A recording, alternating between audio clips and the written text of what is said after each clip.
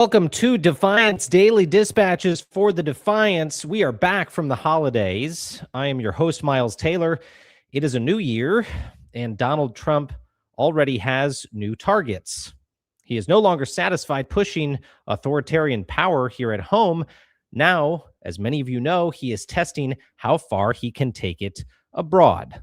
Days ago, U.S. forces carried out a shocking operation to seize a foreign leader, and the fallout has hit Washington fast, very fast, but it's also now spread beyond our borders. We are breaking down what happened today, why it matters, and importantly, what is coming next, because there were some major developments on that front today. It did not stop with one country. Trump and his inner circle are openly floating what comes after this. More threats, more saber rattling, more talk of military force. At the same time, the administration is cracking down on dissent inside the ranks. Today, the Pentagon moved to punish a sitting United States senator for doing one thing: warning U.S. service members not to follow illegal orders. That should tell you everything. This is an administration demanding loyalty over law, and it's trying to silence anyone who pushes back. But Senator Mark Kelly is not backing down, and neither are the people standing with him. Military veteran and More Perfect Union co-founder Garrett Carhart joins us to unpack it all. This is Defiance Daily, Dispatches for the Defiant. So we start today, folks, with this court appearance, this extraordinary court appearance that happened with the Venezuelan president, Nicolas Maduro, who appeared in federal court in New York City for the arraignment of narco-terrorism charges with his wife, feet shackled, wearing translator headphones as she stood before the judge. When the judge asked him to verify his identity, Maduro responded with, "I am the president of Venezuela. I was captured at my home in Caracas, Venezuela." As the session continued, Maduro responded to his charges, and ABC News has that story.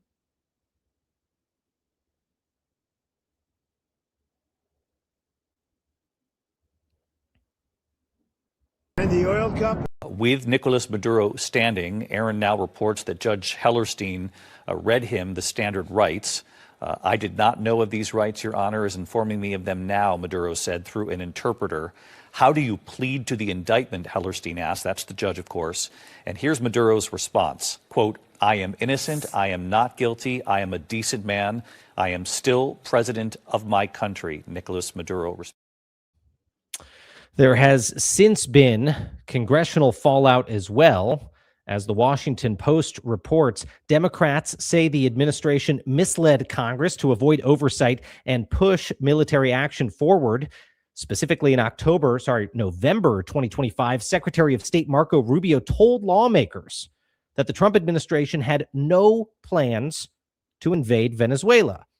Rubio then gave those assurances just hours before the Senate voted on bipartisan legislation to block military action against Venezuela. Now, the Republican-led Senate rejected the bill, removing congressional limits on the use of force. But then fast forward to this past weekend, the administration carried out a raid aimed at seizing Venezuelan President Nicolas Maduro. Now, the administration said that operation was in support of the U.S. Justice Department as they were trying to trigger an arrest. But those claims, of course, were belayed by other comments from the administration that they planned on running Venezuela and were preparing for potentially a much bigger second attack. This whole episode has triggered renewed concerns about executive power and Congress being sidelined on everything from domestic decisions to war decisions to the Constitution itself. Moving forward, Donald Trump has said he's going to brief a bipartisan group of lawmakers. That may be something that's actually happening right now. There was planning for this evening. But I'm going to zoom out for a second and talk about the bigger picture here, because a lot of you who are tuned in don't exactly have love loss for Nicolas Maduro. A lot of folks, myself included, are glad that Maduro is gone. This is in some ways the right outcome, done the wrong way and for the wrong reasons, with potentially enormously dangerous implications. We'll talk about that a little bit more in a moment when our guest joins us. But let me just first say, before we go on, we are hitting the new year hard here at Defiance. There's going to be a lot to talk about in the wake of this decision to go into Venezuela and these pending decisions potentially to go into other countries. So I would urge you, please like, share, and subscribe if you are with us. We're going to be talking about that a little bit later, what we are doing to defend the Constitution amidst threats foreign and domestic. But let me jump to our next story, which is tied very closely into this one, which is that in the 72 hours since the attack on Venezuela, Donald Trump, with Lindsey Graham, Senator Lindsey Graham of South Carolina, standing next to him, has gone on to threaten an additional 4 countries. Take a listen. And the oil companies are going to go in and rebuild their system. They're going to spend billions of dollars, and they're going to take the oil out of the ground, and we're taking back what they stole. Remember, they stole our property. He did something people talked about doing. You just wait for Cuba. I say this, we need Greenland from the standpoint of national security, and the European Union needs us to have it, and they know that. I think there's some... Colombia is very sick too, run by a sick man who likes making cocaine and selling it to the United States, and he's not going to be doing it very long, let me tell you. What does that mean? He's not going to be doing it very long. He's not doing it very long. He has cocaine mills and cocaine factories. He's not going to be doing it very long. So there will be an operation by the U.S. and it sounds Colombia? good to me. Yeah. They've chosen not to live this way anymore. And unlike Obama, President Trump has not turned his back on the people of Iran. So I pray and hope that 2026 will be the year that we make Iran great again. Well, there you have it, folks. Venezuela, Cuba, Greenland, Colombia, Iran, 5 countries threatened actually in the span of 72 hours. And if that wasn't enough, Mexico seems to be on the agenda as well. As the Express reports, a U.S. spy jet was seen circling the Mexico coast as Trump threatened Venezuela-style military attacks. A U.S. Navy surveillance aircraft was tracked flying repeated loops off Mexico's coast near Tijuana shortly after Donald Trump threatened military action. The P-8 Poseidon, a plane used for reconnaissance, was spotted operating in that region, which is just off the coast of California. I'm going to bring in my co-founder, Xander Schultz, into the conversation here. Xander, there's so much to unpack here. So much has happened in a short period of time, and we'll be joined momentarily by our guest to talk about all of it. But I just want to get your reaction to this, because as if there wasn't enough to talk about in domestic politics, threats to the rule of law, we have seen just since the holidays an explosion of activity in the foreign and national security scene with enormous implications for Americans. Yeah, you've got to feel like it's related to the losses we were seeing him stack up domestically at the end of the year. The Supreme Court finally ruling against him in the National Guard case, some of the pushback by Congress and with the Venezuelan boats, et cetera. And this is right out of the authoritarian playbook, right? It is creating chaos. It's chaos as a ladder, essentially. And we've seen it over and over again when authoritarianism becomes expansionary authoritarianism. And it's still incredible and terrifying to watch, even if it is somewhat, predictable. It seems like, Miles, look, like your national security expertise is actually really insightful when it comes to this. It seems like, from like my armchair quarterback perspective, there's kind of 2 things going on. There's this, he has an understanding that he's not going to be checked by the Republicans in Congress. And now he's proceeding with both like this hemisphere dominance as a national security operation. And then also you and I led work on critical minerals in DC in, I think it was 2023 or 2024, where we talked about the likelihood of China cutting us off from critical minerals and what the ripple effects might be. Greenland and Venezuela are both rich in REEs, rare earth elements, and obviously oil and other things. Those 2, the resource security and like the hemispherical dominance, seem to be popping up. But I'm an amateur. Does that land for you if you were kind of trying to figure out what goals they're actually executing against? Because we all know the narco terrorism thing's bullshit. Yeah, I mean, look, here's the reality. This is the cold, hard reality, whether you are a supporter of Donald Trump or not a supporter of Donald Trump. This is about money. Now, there are other people in the administration who have added a different veneer onto these decisions, but I'm telling you from firsthand experience with the president, the reason he had wanted to go into these places was extractive industries, mineral resources, oil resources, or the potential for the United States to engage in real estate, economic development.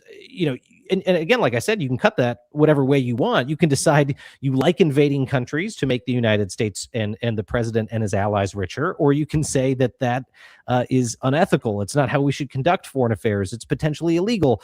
And there's people who are going to argue that both ways. But the core, which we should not lose sight of, is that's what it's about for the president. And with Venezuela, that was on full display. I mean, the president's defenders, if I had said that a week ago, might have said, yeah, that's not true. The president would never say that. Well, it is true. Marco Rubio, his Secretary of State, had said Venezuela was about human rights and it was about restoring democratic governance to the people of Venezuela. Then his Secretary of Defense, Pete Hegseth, said, no, it's really about imminent threats to the United States from drugs, and it's about a military threat. And then Donald Trump this weekend on Fox said the quiet part out loud and made clear, no, to him, this is about oil. And it was when this idea was first concocted in the first Trump administration, and people around me were having conversations about getting the president to invade Venezuela, all the way to today, when a lot of the cooler heads that prevailed in the first Trump administration are now gone. And people who support the president's view that we should go imperialistically pursue extractive industries and resources in other countries have won out in that debate. And they have become an echo chamber around the president. That's my view. But there is someone, Xander, I want to bring into the conversation is we've got Garrett Cathcart with us today, who's executive director and co-founder of More Perfect Union. Garrett had previously run Mission Roll Call, a national group focused on providing veterans a voice in public policy. And of course, he himself is a United States Army veteran who served in Operation Iraqi Freedom and Operation Enduring Freedom. Garrett, welcome to the program. Thank you for joining us. Thanks for having me, guys. This is awesome. Now, I want to get your take on all of this, my friend, because look, you run an organization that represents, supports, engages with people on both sides of what is quickly becoming a controversy consuming Washington, consuming the Western world. How should we be thinking about what we are seeing transpire, not just with Venezuela, but this sort of rapid proliferation of potential targets that the administration might want to go after? Well, that is a great question. And I will not proclaim to be a foreign policy expert at all, but someone who spent a couple of years in Iraq and a year in Afghanistan during some pretty turbulent, violent times. I will tell you that, kind of that what I see it as just right now is it's wait and see, right? I mean, we've removed a leader in Venezuela, and there's no long-term occupation and nation building. I'm not sure we even have the ability to do that anymore. And so what happens next that's the kind of the $1 million question, right? I am glad that there is not an occupation force, as it were, or American soldiers on the ground to take control. When we did that for a couple of times for 20 years apiece, right? We saw how that turned out. So I'm still waiting to see what happens next, right? Kind of a shock that it happened in the first place. But I'll take that over a 20-year occupation any day of the week. I want to ask you, Garrett, and Xander, I'll flip the microphone back to you in a moment, but I want to ask you about just Maduro in particular. I mean, look, I don't know your politics on this. I will tell you personally, I think Maduro is a sick guy. He has been a horrific, repressive dictator.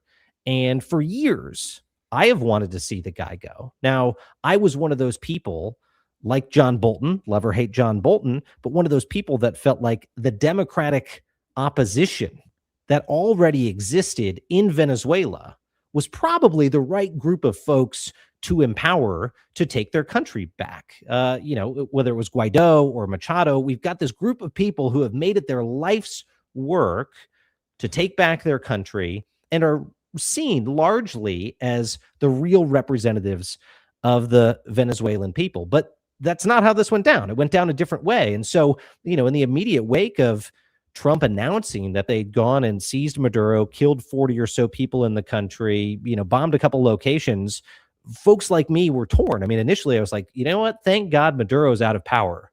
But this couldn't have been done in a more ham-fisted way with other potential negative ramifications, especially because the administration is looking, it sounds like right now, to just keep working with Maduro's regime, everyone who had been under him. So you're sort of torn that, okay, a bad guy's gone, but have we made the situation potentially worse?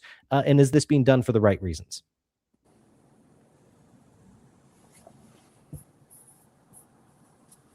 Is that to me or Xander? Sorry. Oh, no, sorry. That was to you, Garrett. Oh, sorry. Yeah, great question. Xander's like, I don't want that hot potato. Give that hot potato to Garrett. I like more of the questions where like, how you feel right now, Xander? Yeah, so. But you know what I thought about coming into this that we haven't, is Panama in '89 with Noriega, right? Yeah. I mean, a lot of similarities, but some differences. Meaning, obviously, 1989, H.W. Bush president. We went in and removed a leader by force to protect our interests in the Panama Canal, some American citizens. And the reaction to that then and to Venezuela now, I mean, we don't know what's going to happen in Venezuela. I think a difference in Panama, obviously, was there were institutions that remained. We kind of knew who's up next, right? To your point, who's up next in Venezuela? Who's leading? I've seen the diaspora reaction in the United States of Venezuela citizens and on social media who are just over the moon, to your point. Bad guy gone. Yeah. But who's up next? And that's I think the unknown stressful question is what's going to happen now, right? There's a vacuum. So who is it? Another bad guy that takes over, or is it going to be legitimate democratic change? And the people will finally be able to eat and have electricity and all the other things. It's there's a lot of failed state institutions in Venezuela that weren't in Panama. So I guess I just remind folks, right? It's not unprecedented, right? Panama and certainly even regime change in Libya with President Obama. So. Removing leaders for national security interests, but with a plan afterwards, I think is the question. I just don't know what the plan is, right? Or if there is one. Well, look, there's an aspect to this that is, it's deeply ironic because in all of the examples you cite, Garrett, whether it's the war in Iraq or, in Panama or Libya, there becomes this cottage industry of conspiracy theorists that pop up and say, this is being done for the United States imperial ambitions to, seize industries and expand its power. And, guys like you and I know generally that's not really the case. I worked in the Bush administration. George W. Bush, you served in Iraq. You were never sent on a mission, I know for sure, to go steal oil for the United States. I mean, right? That was whether you agreed or disagreed with the Iraq war, it wasn't because our leaders were intending to go seize oil. That wasn't some underlying hidden purpose. And maybe there were some people who felt like that was going to be an upside. But what you heard is what you got. I mean, George W. Bush and my former boss, Dick Cheney, they fervently believed that Saddam Hussein was a threat, that he was harboring al-Qaeda, and that he had weapons of mass destruction. And that didn't turn out great. But that's what they believed. They weren't there on an oil odyssey. This president continues, I think, to confound us. He has taken what would maybe have become a conspiracy theory and said, no, that's what I'm doing. I'm here and I'm going to get the oil. I guess my question for you is, are Americans by and large just going to say, well, he didn't lie about it. He's saying that that's what he's trying to do, and I'll accept it? Or do you think that's going to make this all more combustible and volatile and controversial? Short answer, I don't know, right? When you say we're coming to take your oil and liberate your people, which one is the real reason, or is it both, right? It's tough, right? I mean, obviously I have significant scar tissue and time in Iraq where it was both, for weapons of mass destruction and removal of Saddam Hussein. And so even once we caught Saddam, we stayed there for a very long time after, right? And I've lost some of my best friends in the world were killed in action in Iraq. And so being very clear about stated intentions and objectives, having a clear plan, what does victory look like? When do we leave? What is winning? Would you send your son or daughter to a foreign land to achieve those objectives? Those are fair questions. And I just don't think we have answers to them right now. I think you said earlier, you're saying the quiet part out loud. personally, I'd rather you say the quiet part out loud than try to hide it, right? It was a whole can of worms when you start, saying the quiet part out loud and using the force of the American military to achieve other objectives. But, I'd rather have a clear plan, clear objectives than ulterior motives, if that makes any sense at all. Yeah, I mean, I'm actually listening to you and thinking, I would choose the same thing. I'd rather, as much as it's choosing between devils, I'd rather, in my view, Donald Trump call out the sort of naked corruption at play here than try to say, there's about weapons of mass destruction in Venezuela.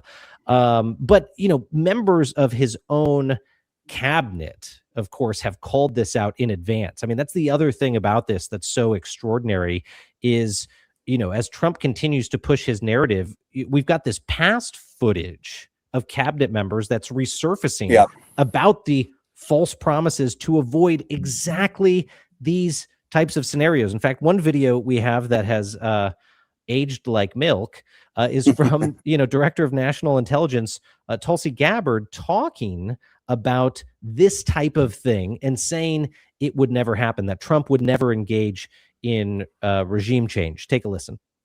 The old Washington way of thinking is something we hope is in the rearview mirror and something that has held us back for too long. For decades, our foreign policy has been trapped in a counterproductive and endless cycle of regime change or nation building. It was a one-size-fits-all approach of toppling regimes, trying to impose our system of governance on others, intervene in conflicts that were barely understood, and walk away with more enemies than allies. The results: trillions spent, countless lives lost, and in many cases, a creation of greater security threats.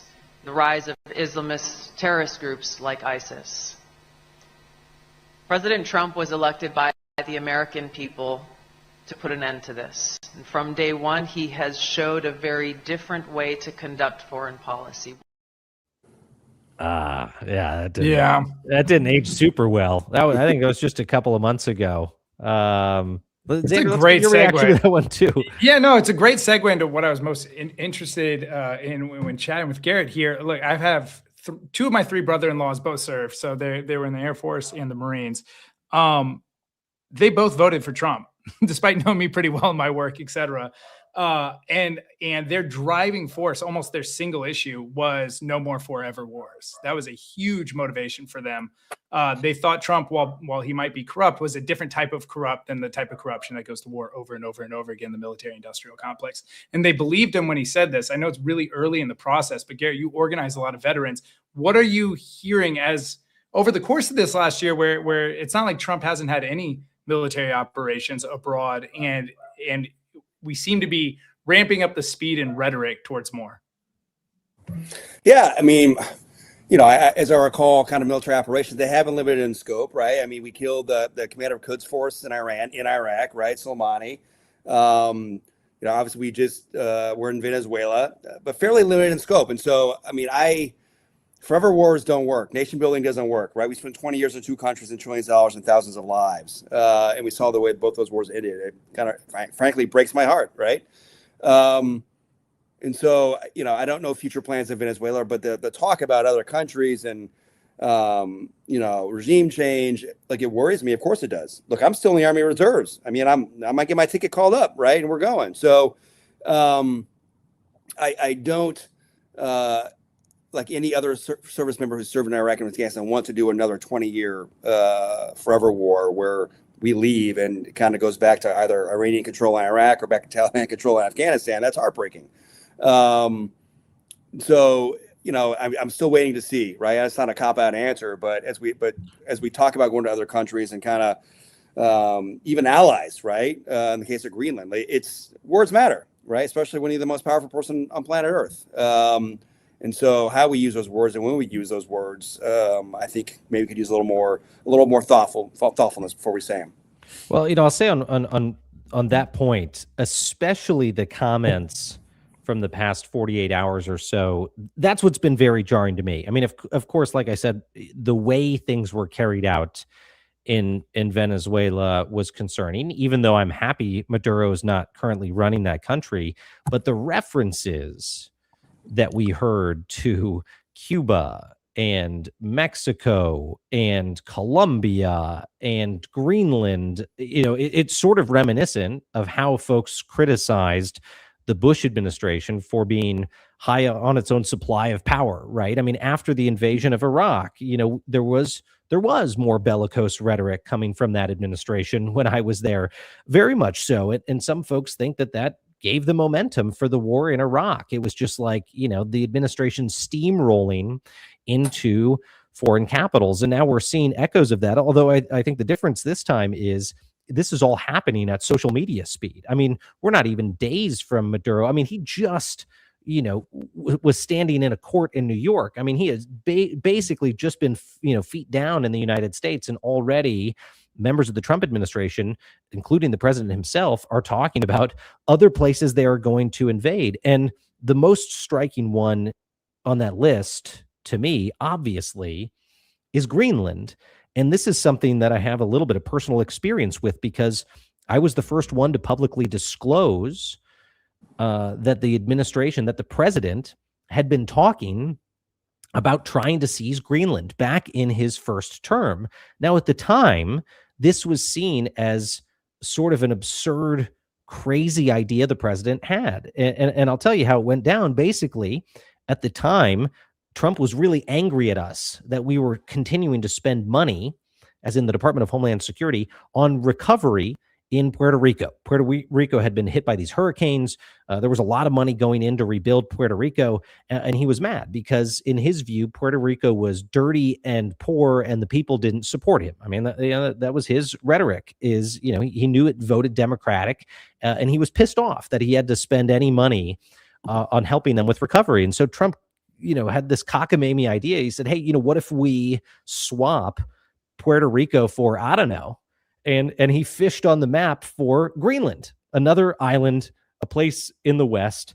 And as Trump regularly had said to us, he liked Nordic countries, Denmark, Finland, Iceland, Norway, Sweden. And, Denmark, has Greenland as one of its territories. And so, he names that as a swap. Now, at the time, senior leaders in the cabinet thought this was ridiculous. This was crazy that the president was proposing, why don't we swap Americans in Puerto Rico? It's an American territory for a country, an island that is not ours, that in fact belongs to one of our friends. And so the idea was shot down, but Trump kept bringing it up. And then finally, even though people said that's crazy, there's no way that happened, as Trump always does, he then started to make comments about that publicly, and even canceled a visit to Denmark because he said, if they're not going to be willing to talk about giving me Greenland, I'm not going to go visit them.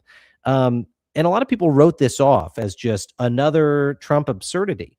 My worry, and the reason I disclosed these things publicly, is that for Trump, it always starts as a joke, but then becomes the real thing. It almost always starts that way. Almost every controversial thing he's done began as a, well, he's just joking sort of comment. And it was the same way with Denmark. And my worry is, okay, if the president of the United States comes back in a second term and legitimately tries to go seize Denmark, this is a stake in the heart of the North Atlantic Treaty Organization. You can't just literally go steal your friend's property and then say, well, we're still buddies, right? We still live in the same neighborhood. Like, that can't happen. But now that's happening. And the Danish prime minister today said almost exactly what I had been warning about for years, said, if this happens, if the administration comes for Greenland, NATO is dead. Basically, the PM said, NATO is dead if this happens. Garrett, I want to get your response to that, but Xander, you as well. I mean, I'll tell you, I fought in the NATO ISAF force in Afghanistan, right? And so I operated in Italian battle space. I lived and operated in Spanish battle space. You need allies, right? You need allies in the world. I think everyone wants us as our ally because we have the strongest military in the world. But being allies, being partners means, you help. It's mutually beneficial, right? And so still friends with some Italians and the Spaniards I fought next to. But, cognizant and always aware that you got to be respectful, right? I mean, when you need friends. You want to pick up the phone, whether it's and have someone that answers that trusts you. And so, we fought alongside each other in Afghanistan and bled alongside each other, and they bled the same as we did. And so, smaller numbers, of course, but allies are important, right? And so, threatening allies or not backing them up when they've given to them. The Danes were in Iraq as well. So, a long answer to a short question is that we are the biggest military in the world, but also we don't operate alone, right? We need allies. We need allies to go do big things, and they were alongside us for 20 years in a couple of countries. Xander, anything to add on that front? Yeah, you're on mute, man. This is like a chronic. We almost got through this one. We'll get through one episode. We'll just keep you off mute the entire episode. Yeah, that's dangerous too. I'm making noise over here, but I hadn't heard the swapping Puerto Rico for Greenland story yet. I mean, it's obviously a country filled with brown people and a country filled with white people, and him trying to trade it like it's fucking Pokemon cards is so unsurprising in so many ways. Obviously, this is like his thrust. But it's crazy you were witness to something like that. Man, what I worry about most with this, to be honest, is that it's scary. It's honestly really insightful to hear. It's not really about if the military is active or not.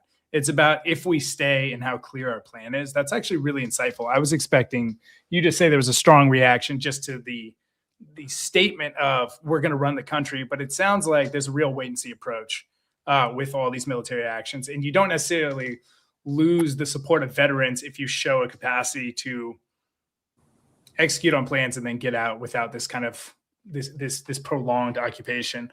What I worry about, Miles, you talked about, the maybe lack of reaction domestically. Sometimes there's these conspiracy theories that you speak of, but sometimes it's based in legitimate history of ours, and we have a long history of fucking around Latin America, oftentimes for resources, maybe not during your administration, but 1954, we replaced Arbenz at the request of the United Fruit Company and instilled a dictator in Armas.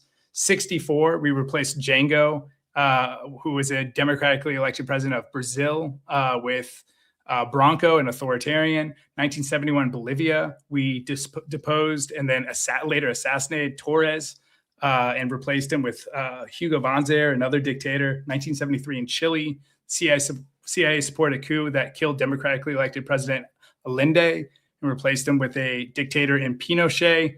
And then speaking of Pinochet, in 1975, his government organized Operation Condor, which was a political repression campaign by a coalition of right-wing dictatorships of South America involving intelligence operations, coups, assassinations of left-wing sympathizers in South America. There was 50,000 people killed, 30,000 people disappeared, 400,000 in prison. That was backed and financed by the U.S. So, maybe our more recent actions in Iraq were forthcoming, but I think that some of Trump's support comes from the sense that he is saying the quiet part out loud. And we do have a track record to support that, especially in Latin America. And so our history, our mixed history in spreading democracy, it definitely contributes to this, I think, lack of reaction sometimes when we adventure overseas in a way that we see a reaction when we see things domestically. I'm just worried we're too conditioned to accept kind of the invasion and killing of brown people in America. Well, look, I mean, that leads to, I think, a good final question for you, Garrett, and we'll let you go back to life. And that is, you run an organization that is trying to solve one of the most potent problems in our politics, which is the extraordinary partisan divide. And, you and I could sit here for hours and go through the data from Pew and Gallup and all of these organizations that keep showing a big blaring red sign that says divided, divided, divided. The underlying numbers are real bad about the state of our civic compact in this country. I can only imagine that if the administration, even if they just double down on running Venezuela, that's going to exacerbate the partisan divide in the United States. But if they go on military adventurism in these other countries, your task is going to get tougher. So I'll ask you the hard question. How do we fix it? Amidst all of this turmoil, what should Americans be thinking about how to make sure the bridge doesn't collapse and that we keep bridge building, even if this administration wants to detonate those bridges? Great question. You know, we founded More Perfect Union, Jake Harriman and I did, you know, to unite the country and strengthen communities through social connection events, civic engagement events, and service events, right? And so that's all locally, right? Is getting people together in real life to build relationships. Because what we're seeing is that, you know, folks are self-selecting and sorting themselves to live around folks that think and vote like they do. Their social media feeds and the algorithms are just reinforcing and bringing further to the direction they're already in. And something that we do when we train for war is we dehumanize the enemy. There's a lot of these social media feeds and news stations are dehumanizing the other side. And so we're getting further and further apart through our screens, through the folks that we spend every day with, that we're comfortable with, that think like us and look like us. So very simply, right, we get people together in 37 American cities now, led by incredible civic leaders and military veterans, and we build relationships and trust. Some of this stuff is based on, frankly, counterinsurgency theory, where you know, you have 3 cups of tea and you build trust and you don't talk policy, you don't talk politics. We never ask who you voted for. When you serve your community locally, when you figure out how to fix a pothole in your road, when your kids at the same school, you do a service project together and you serve a cause greater than yourself, things that veterans know how to do, you know, innately, and you figure out, you know, after 3 or 4 events that, oh, wait, you voted for who? But I like you, dude. You're not the devil. This is weird. I don't understand. And so it's long work. It's slow work, right? But it is the work of building relationships on the ground, right? And so, you know, we tripled in size before the last presidential election. I think folks were anxious. They didn't know what to do besides scream at their TV and shake their fist at their laptop or their iPhone. They saw something they didn't like. But showing up, right? Showing up in your community to lead, to be open. I know that sounds very kind of kumbaya and Pollyanna, but in reality is when you spend time with someone and get to know them, right? Like, okay, this is where you're from. This is why you believe what you believe. And so, you know, I fully believe in my heart that most Americans are good people, and we all want very similar things. Our kids to be healthy and happy, you know, a good shot at a good life.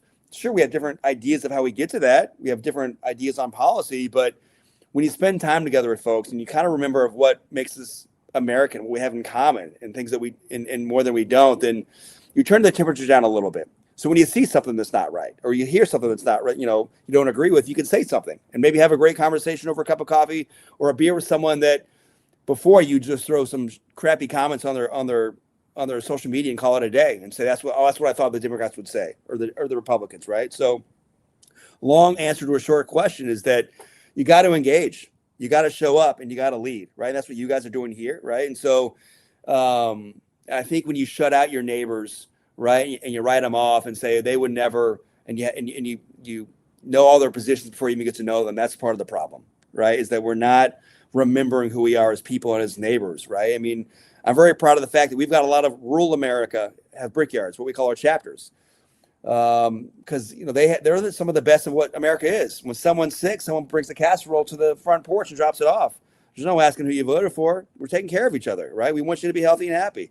And so how do we bring some of that to the rest of the country? So look, a very powerful point to end on, Garrett. I would just say, you know, for anyone listening to that explanation, if you feel uncomfortable about the idea of engaging with the other side, you might be a part of the problem.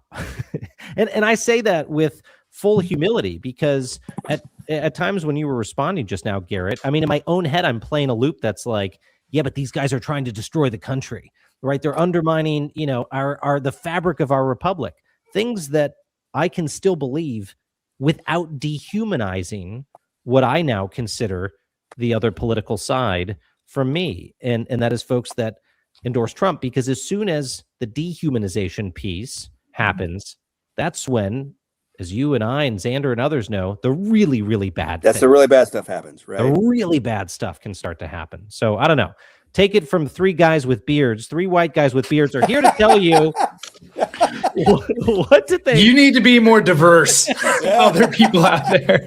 You need to diversify your friendships. That's the white dudes with beards. Funny, dude. I got to get both of you guys glasses, and then we can really roll together. Yeah, I love it. Garrett Cathcart, thank you for coming and joining us today.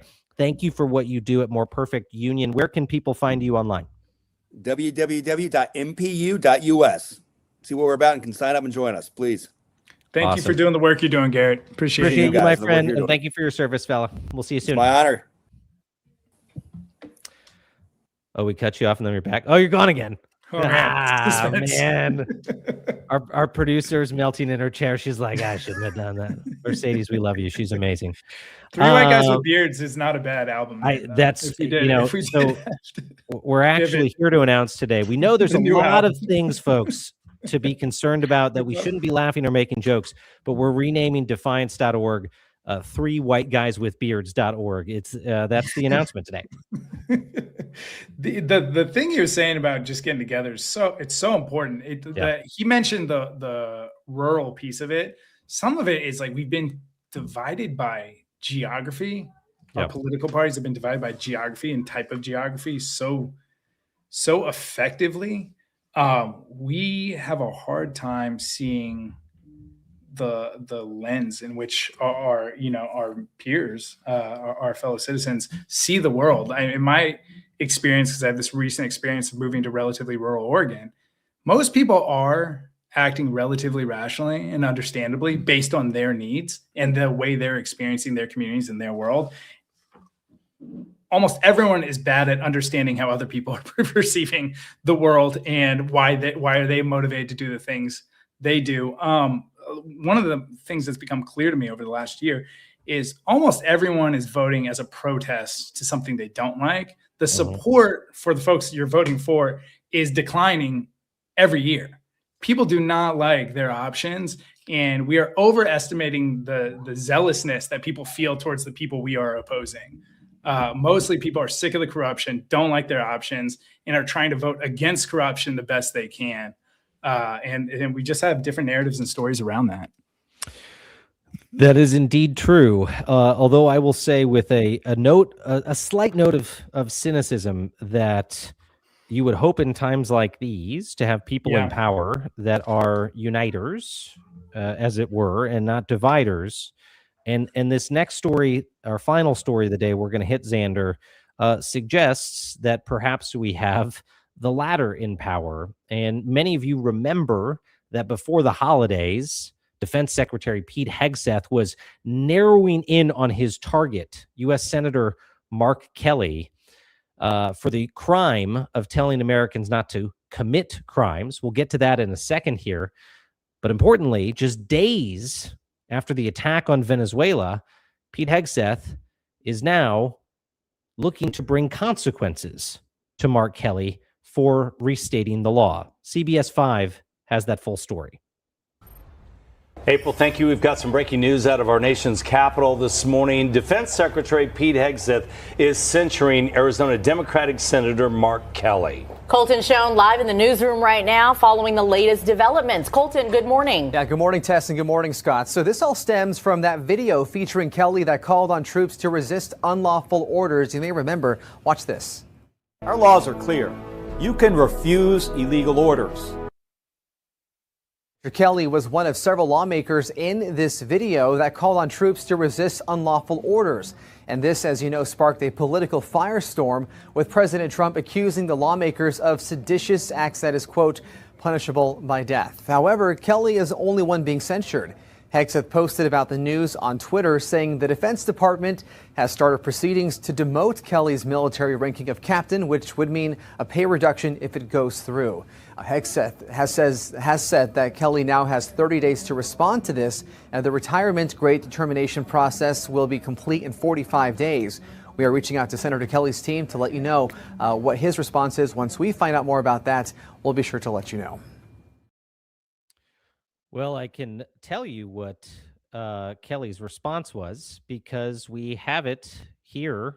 Mark Kelly responded today at 2 p.m., showing that not only is he not backing down, but he is fully aware that he has the power to speak. I've got a question for you. How many generations of Donald Trump's family have served in the military? 0. Now, for me and my family, service to our country is in my blood.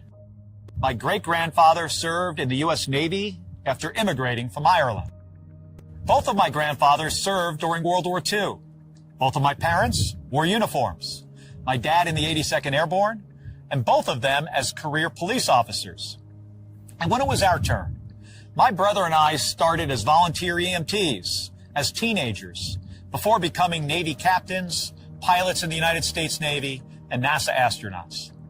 Donald Trump, he deferred the draft 5 times because he had bone spurs. Look, not everyone has to serve in our military. I get that. But when you're gonna question my patriotism and lecture me about duty to this country and threaten me with a court-martial, 4 generations of service to this country earns me the right to speak. 5 deferments earns nothing.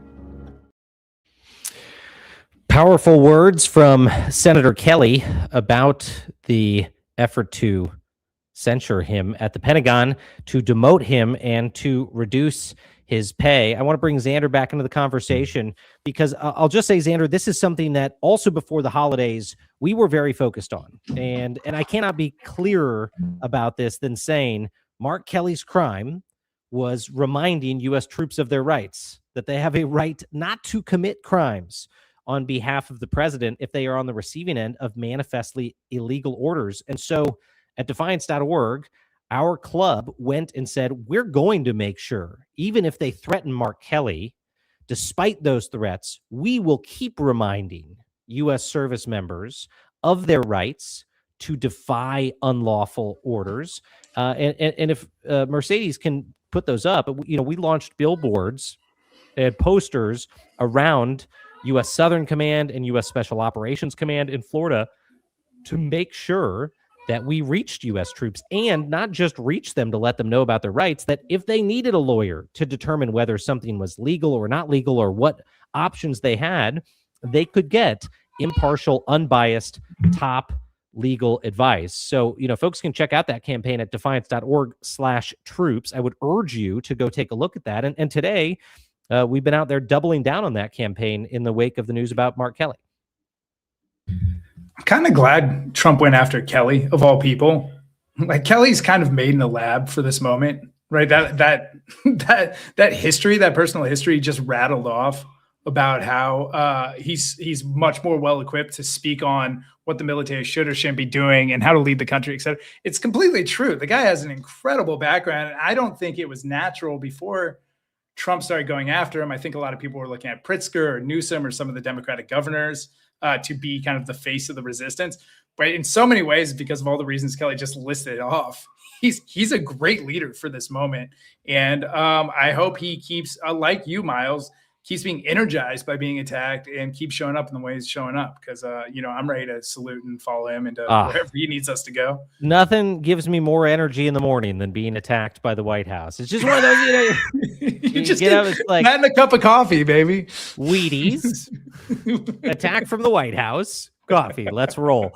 He has handled this so admirably. And, when we launched this campaign a few weeks ago, we were really, glad to reach out to Kelly's office and the other members of Congress who supported that initial campaign and say, we're not letting y'all just stand out there on your own on this. We are not scared of this White House. We are not scared to tell people what their rights are. And that's really important here because this is so, in any other time, it's so vanilla to just say, yeah, we're going to let people know what their constitutional rights are, what their legal rights are, and help them if that's violated. That's not Mark Kelly or me or anyone saying this order specifically is illegal and don't follow it and leave your duty, abandon your post. It's not any of that. It's just saying it seems like a reasonable person could look at all of this happening and say, wow, some of you all might find yourselves in a very difficult circumstance. Let's make sure you make the right decision for yourselves, for your families, for your country. That shouldn't be criminalized. And yet that is what the Pentagon is trying to do. That's what the president's trying to do.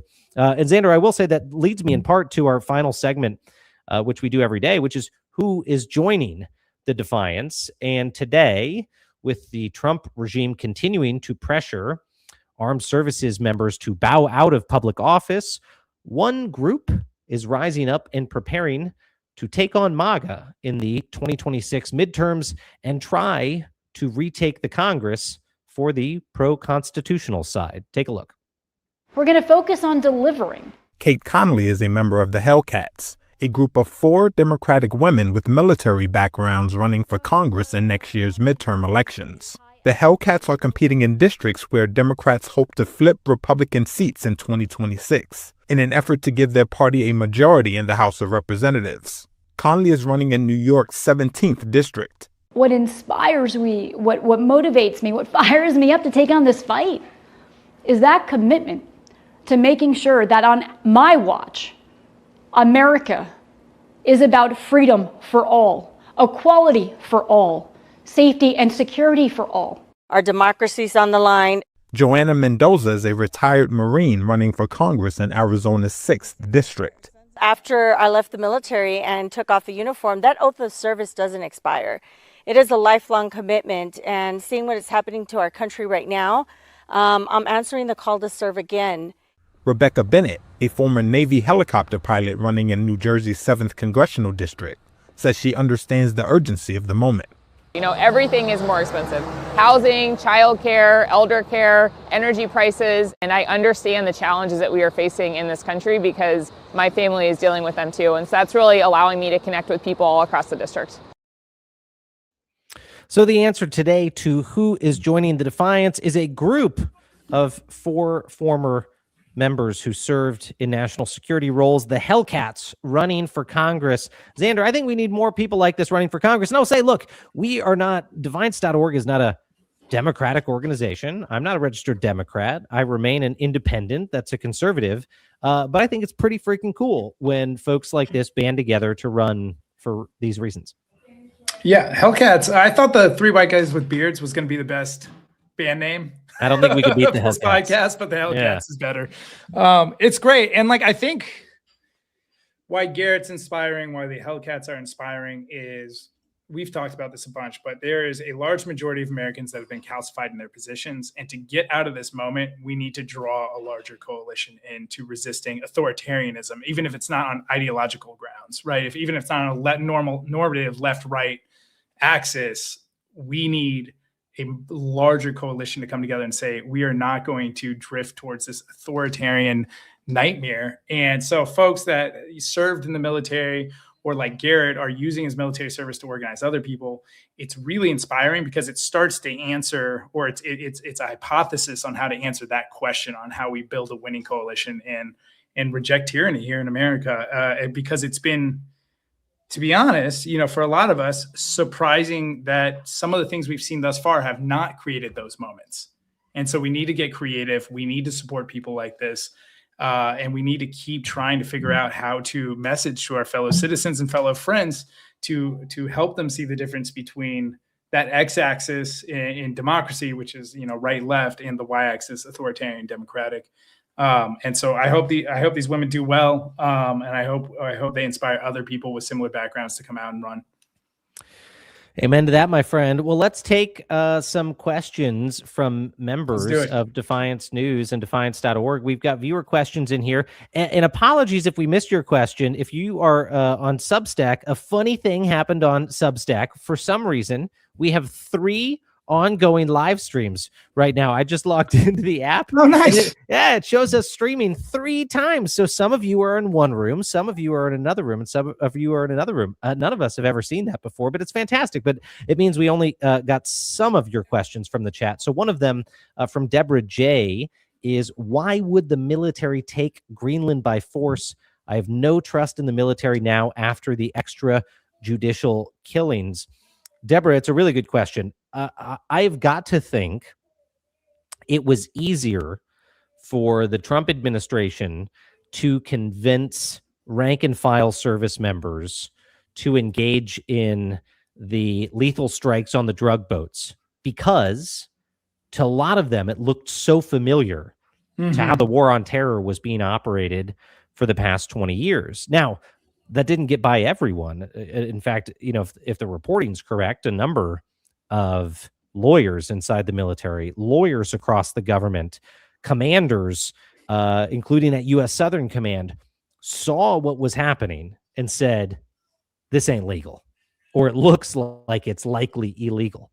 and got out or opposed the policy, a lot of that has been suppressed. I think we're going to see in investigations in the weeks and months and years to come that there was more dissent than the public even realizes. But that said, I think that was an easier thing to try to convince people to do. I think it's going to be a lot harder to take U.S. service members, people like Garrett, who was on earlier, and say, hey, we're going to invade a U.S. ally. Don't worry, this is legal. I mean, I think you're going to see extraordinary pushback from the rank and file all the way up to, I would hope, the president's chief military advisor, the chairman of the Joint Chiefs. I would hope that somewhere these folks who, like Garrett, served in uniform with our friends in foreign conflicts would say, my God, this is a bridge too far. We're literally invading our friends.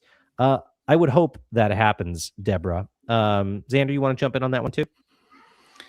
I mean, the other thing that's on my mind, Miles, is so far we've been able to operate consequence-free for the most part. Opposing the United States is really painful. And I can't imagine more of these types of activities going unresponded to by the global community in more meaningful ways, meaning coalitions against us, withdraws, or starting to make withdrawals away from kind of economic dependence of us. Those are things that are going to have a massive impact at home. And it's hard to see or predict clearly how that all plays out. But I know if we keep behaving this unpredictably, and to your point about, not differentiating between allies and enemies, emergencies and non-emergencies, et cetera, we're going to really start seeing the globe organized in defense of itself. We probably should have seen that already in some ways, but because the U.S. economy is so central to the global economy, it's created a delay. And I think a lot of folks were hoping Trump wouldn't kind of let his inner demons get the best of him and start expanding with this type of imperialistic strategy in the ways he is. But it's not going to be good for us if this keeps up.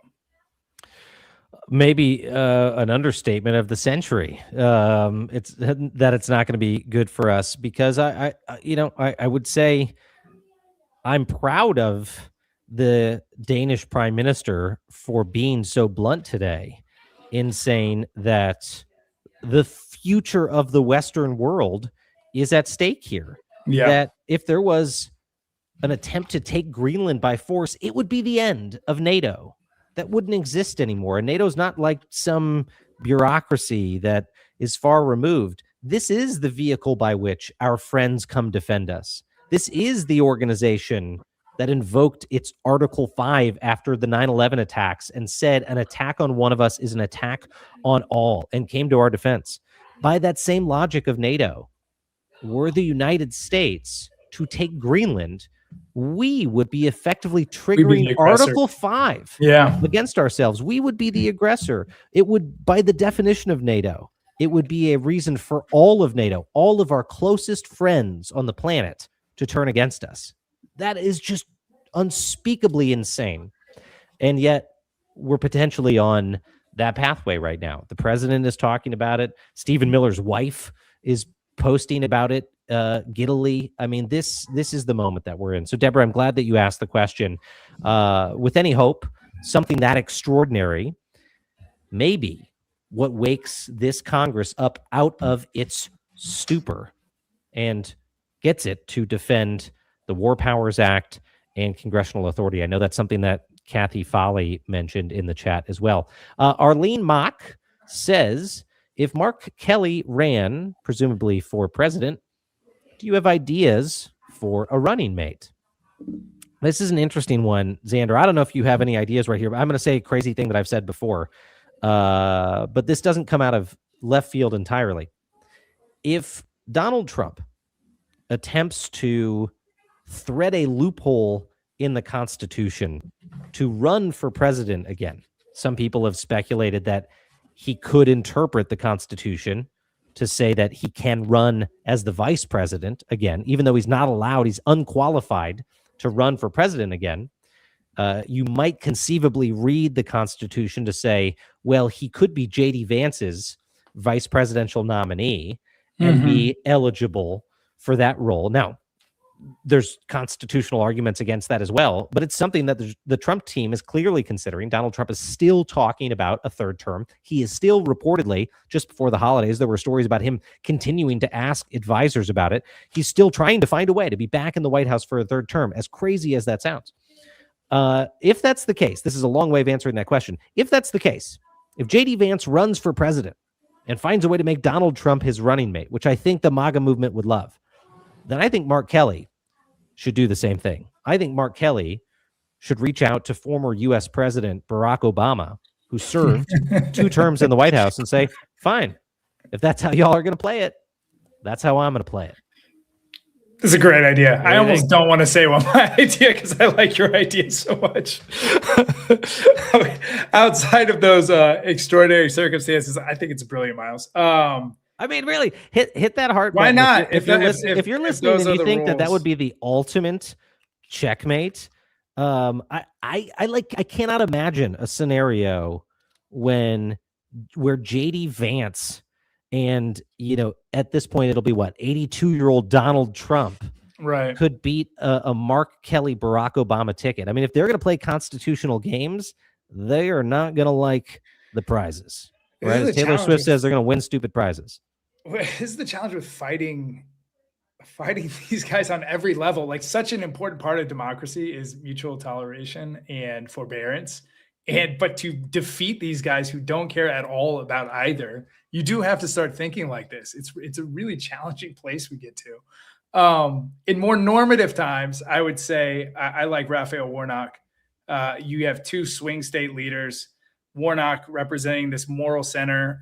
He had 2 national scale runoffs, because Georgia has this weird structure where if you're essentially under 50% of the vote, you do another 6-week runoff. And so he had a runoff in 2020 and 2022.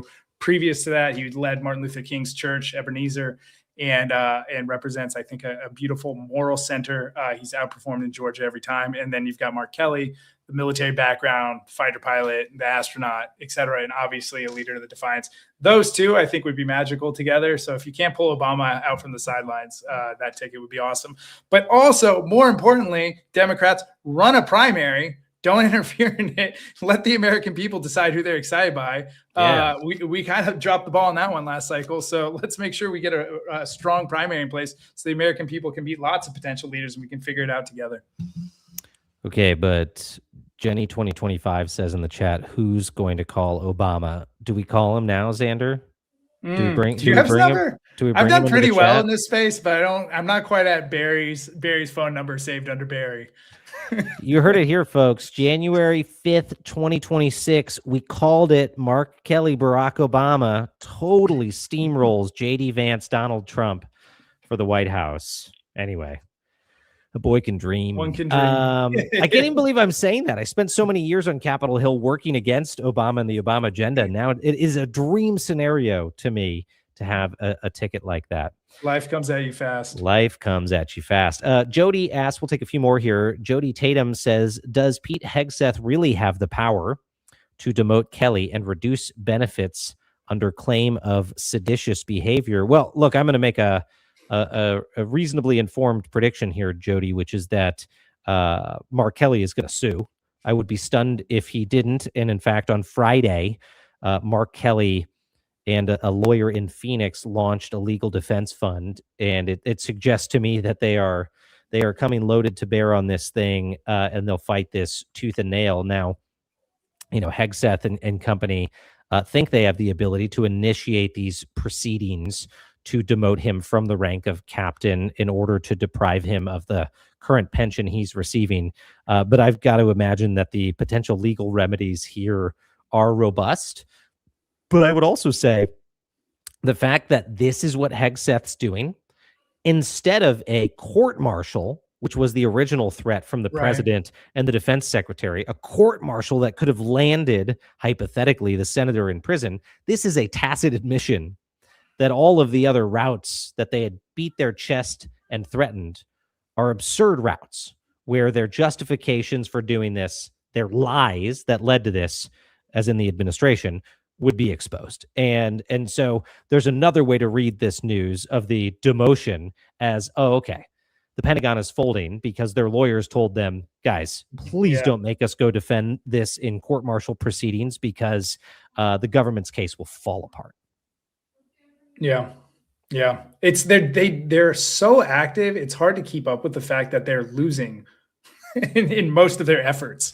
They are being shot down eventually, and they are scrambling to figure out even how to find viable pathways to even attempt what they're trying to attempt. It's unfortunate. It sucks. Add it to the list of all the other things that suck right now that the administration is doing. I hope Mark Kelly comes out more famous and more powerful for it. Xander, I'm inspired by that. Add this to the list.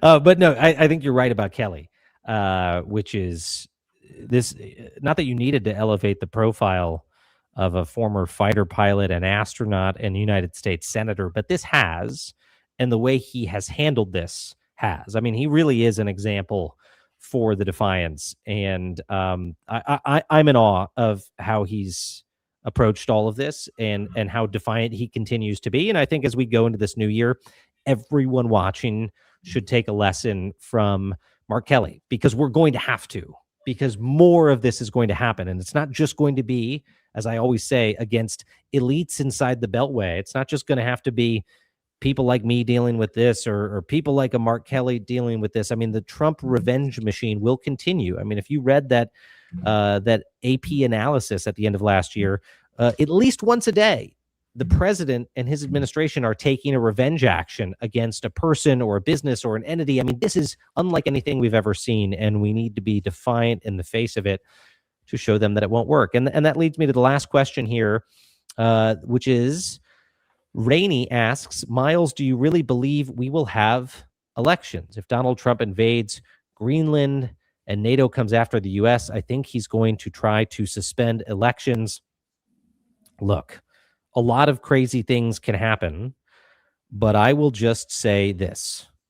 I think there will be elections this November.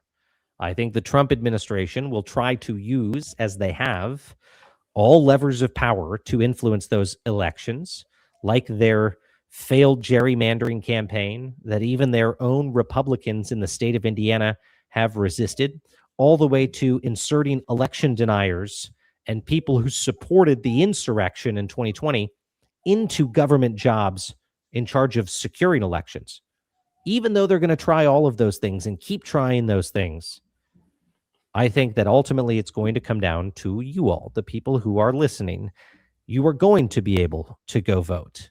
And you're also going to be responsible for giving other people the confidence to go vote in the face of what I expect to be a state-sponsored campaign to scare people away from the polls, especially to scare the political opposition away. And that might mean efforts to send men with guns to polling places. That might mean efforts to convince people that their write-in ballot is potentially illegitimate. It might be a whole bunch of lies that get flooded into the ecosystem about your fundamental right to vote. And it's not going to be programs like this or mainstream media outlets that are going to save the day. It's going to be folks like you talking to your neighbors and saying to your friends and saying to your family members on the group chain, hey, don't listen to the thing. Go vote. There's a lot of noise out there. Get to the polls. Hey, I'll pick you up if you need a ride. That is what this thing is going to come down to. These guys cannot rig an American election. They won't rig an American election. You all, we all are going to be defiant in the face of this. We are going to go vote. And the political opposition in this country is going to win. And that's going to be the starting point of restoring the rule of law in this country. So anyway, that's my take. Folks, that is our show for the day. Xander, any final words of optimism from you, my friend? I mean, I think you actually were hitting the point I wanted to make around the elections. Look, modern fascism and authoritarianism doesn't cancel elections. They actually really need the semblance that there's still a democracy going on and they are popular. And so it is about us turning out. And a lot of people voted last election. Tens of millions did not. Like, as much as we think we're in the standoff, the real standoff is the 70, 80 plus million people who did not vote last election, that we are not doing a good job reaching out to, that do not understand the stakes of what's going on. And so, yeah, and we hope Defiance is a piece of that. We hope we are arming you with the information and the actions that will help facilitate that type of organization. But there's a lot of folks out there that are, especially where we're headed right now, going to be feeling the impact of rising prices and a lot of the other crisis that this type of behavior from our administration is going to be causing. So we'll have lots of reasons for folks to organize folks against this administration. So yeah, stay optimistic. We need it. We can't keep showing up if we don't have it. And we definitely will have a election. Miles is right. There's going to be an effort to tilt it one way in their favor, but they can only tilt it so much. We need to build that overwhelming majority to win. And we will, as an organization, be focused on that going into this year. We are going to be talking about election security. We are going to be talking about things you can do. And as a club, defiance.org, we are going to be doing real things to protect this election. We are going to be spending money. We are going to be putting manpower out there on the streets. We are going not just to talk about the administration threatening the integrity of our elections. We're going to do something about it. We're really excited to be doing that. And I will say, as a reminder to folks, if you are a member of defiance.org or a subscriber on defiance.news, we have our monthly members-only meeting on Wednesday in this time slot, 5 p.m. Eastern on Wednesday. You'll get an email from us tomorrow morning with a link to the Zoom so that you can join. If you are not a member, check us out. If you're coming to us for the first time, go to defiance.org, find out what we are about. Short answer is it's a club for courageous Americans that are asking the question, what can I do? Not just what's happening, not just what is the administration doing and how is power being abused, but what can I do about it? And every week we give you an answer. Every week we take an action as a club. So check out that site and join us. And today, if you didn't get to see our article on defiance.news, take a look, because we're starting to talk about what the opposition, the political opposition in this country, needs to have as its manifesto going into this year in the midterms. And the answer is we already have a manifesto. You can read about that at defiance.news. Thank you all for joining us today. This is Defiance Daily Dispatches for the Defiant. Stay loud, stay brave, and stay together. We'll see you tomorrow.